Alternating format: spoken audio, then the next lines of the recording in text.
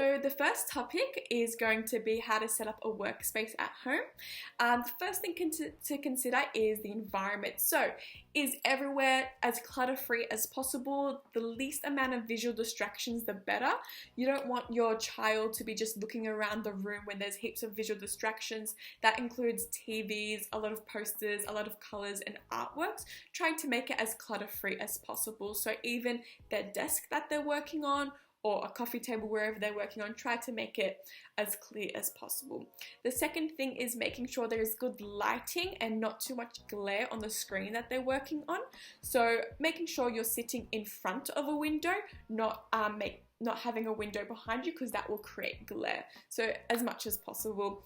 The next thing to consider is making sure everything that you need is next to you, so your child isn't always getting up and asking for things. So making sure that their stationery is next to them, a bottle of water and even a light snack, so they don't say, "Mom, I'm hungry," and always get up and find excuses to go somewhere just because they want a snack or water, or they forgot a pencil or a sharpener, something like that.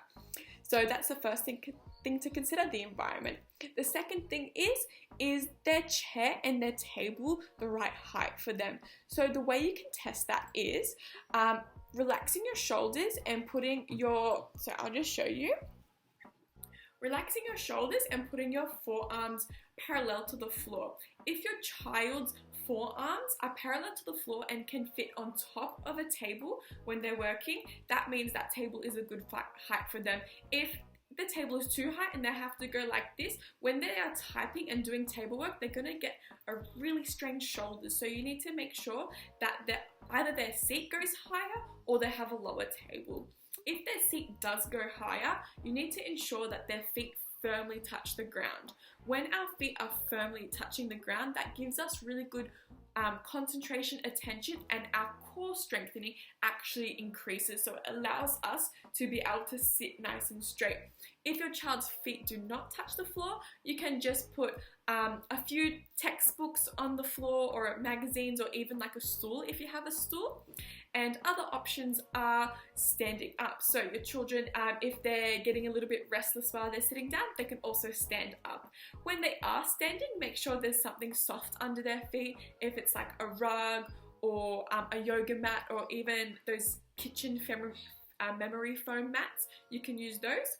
Also, if your child has an iPad, they're more than welcome to lay on their stomach on the floor. So that increases our neck and our back muscles while we are laying on the floor.